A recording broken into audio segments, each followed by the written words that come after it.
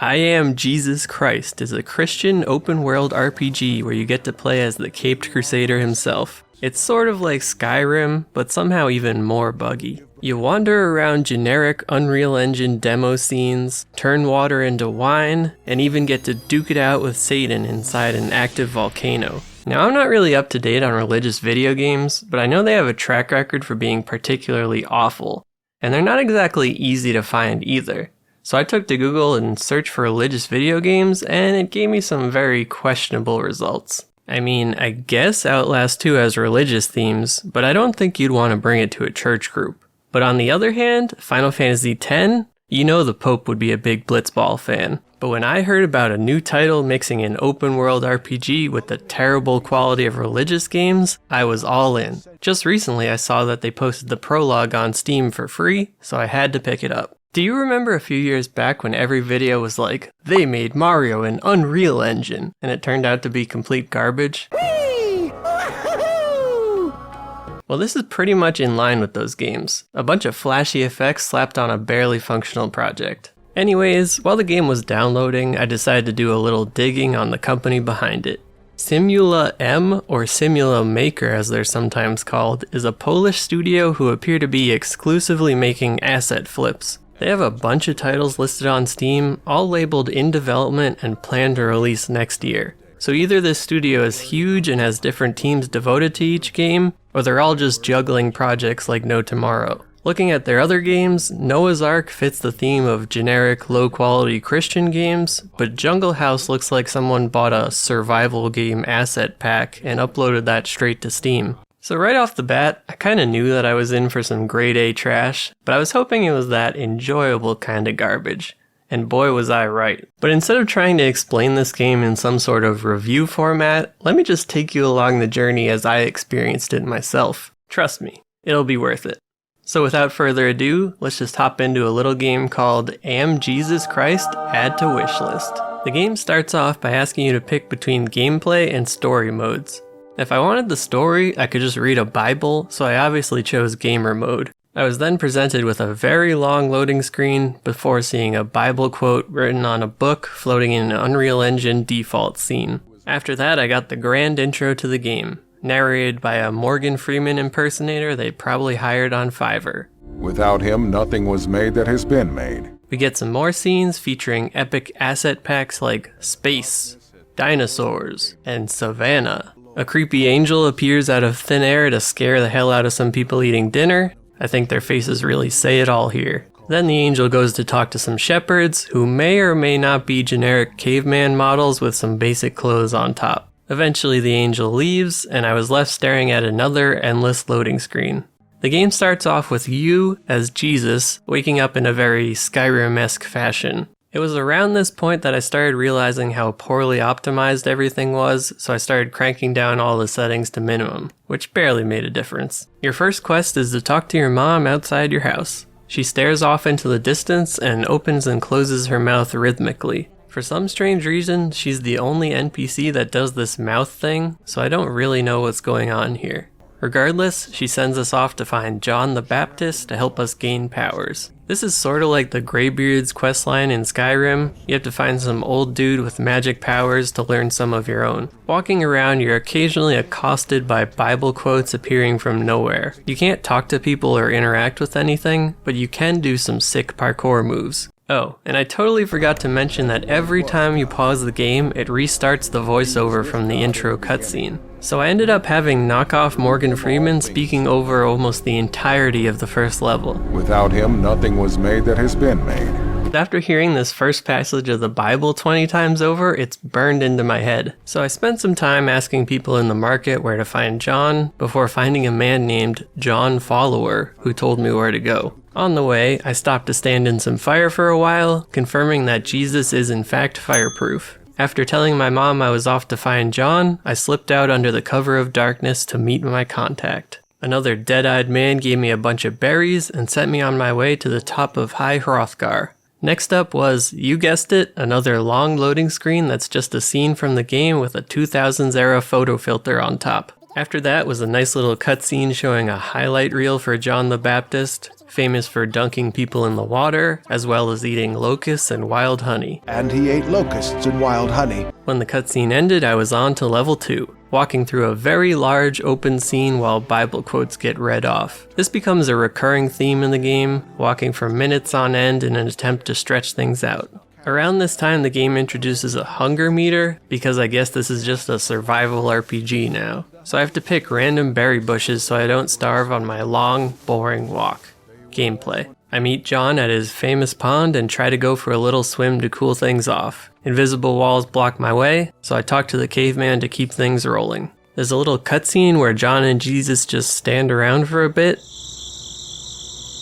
and then we're teleported into a very different desert biome. Jesus tells John he's going into the desert for 40 days for some reason, and then lets his buddy know that he's the greatest man to have ever lived. I mean, you did just meet the guy, but I guess that's a nice thing to say. Next up is a little clip show of Jesus hanging out in the desert while Satan tries to trick him, I guess. Satan is depicted simultaneously as a random bald lady and a really low-quality demon behind her. I don't really know what this means, but maybe some Christian lore masters would be able to explain what they were going for. Anyways, the cutscene ends with probably the best line in the entire game. He ate nothing during those days, and at the end of them, he was hungry.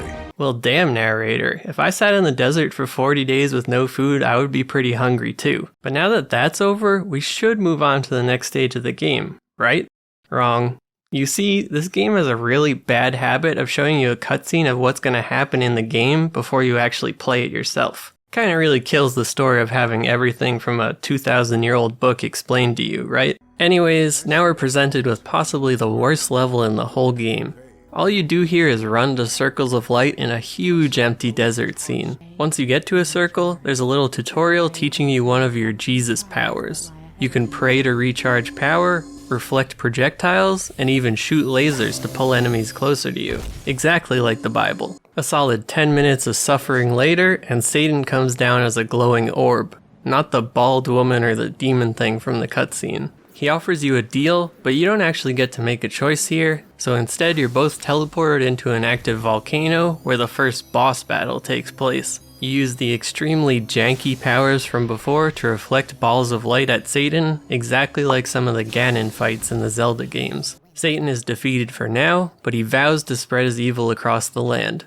You know, typical bad guy stuff. Jesus doesn't pay him much mind, and instead decides to go recruit some fishermen to his party. Yet again, the entire scene with the fishermen is laid out for us before we even get to play it. But there is a little twist once we regain control here. There are random dark crystals that you have to click on to purge the land of evil or something. Somehow my character model ended up with both glowing hands and regular hands performing actions at the same time. After that is another tutorial segment where you learn that Jesus was able to spawn gold cubes to solve block puzzles.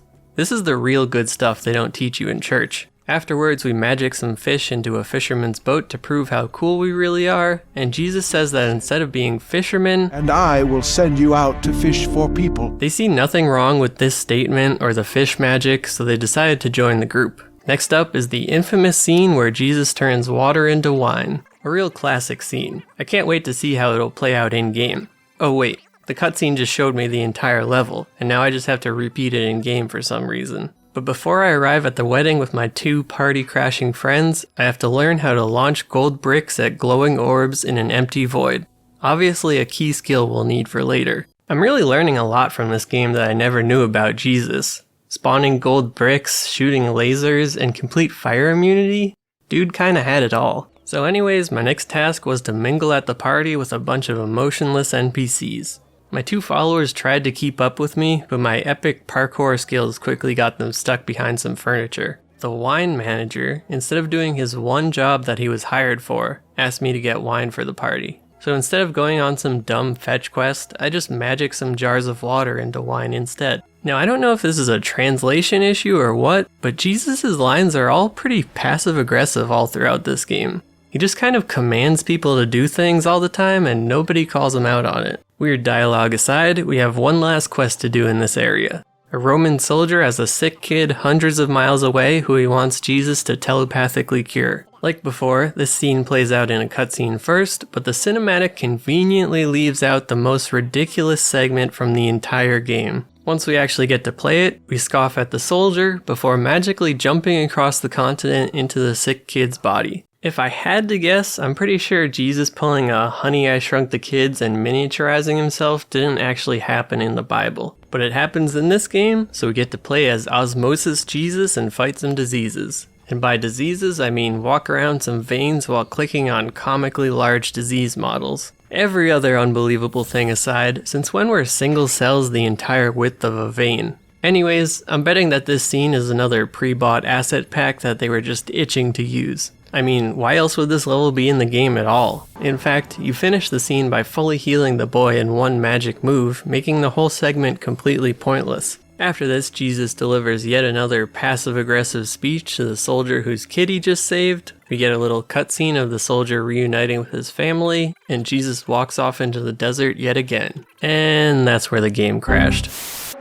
A little anticlimactic, but there was no way I was going through all of that again just to roll the dice on this crash a second time. I'd say my time with the game breaks down as follows. 30% walking through endless empty landscapes, 30% sitting in loading screens or cutscenes, 30% listening to dead-eyed NPCs and Bible verses, and 10% actually doing something related to the gameplay. And when that gameplay actually happened, I really had no idea why it was there in the first place. I guess Jesus had laser powers to fight Satan, but that Ant-Man power seemed a little unnecessary. And why was there a hunger meter? Or what about those random gold bricks you could spawn? We may never know. I most definitely will not be suffering through the full release of this game, but it did get a few laughs out of me here and there. The unintentional humor around what's supposed to be a serious game is just too perfect. Discount Morgan Freeman repeating his lines endlessly over all other dialogue. Without him, nothing was made that has been made. Excellent. Jesus shrinking himself down to fight infections like a 2001 Disney movie. Amazing. And this line? He ate nothing during those days, and at the end of them, he was hungry. Perfection. There's no doubt about it, this game is bad, but that's exactly what makes it so good. I'm never gonna play it again, but I'd be lying if I said I didn't enjoy the utter insanity of it all. And he ate locusts and wild honey. Anyways, this is just a fun little distraction from some bigger projects I'm working on. If you want to see more dumb stuff like this, mixed in with a bit of better content, then subscribing is always greatly appreciated. That said, sorry to all my Christian pals out there. Maybe you'll get a good Jesus game one day, but this studio definitely isn't gonna make it. So thanks for sticking around, everyone. I hope to see you all in the next one.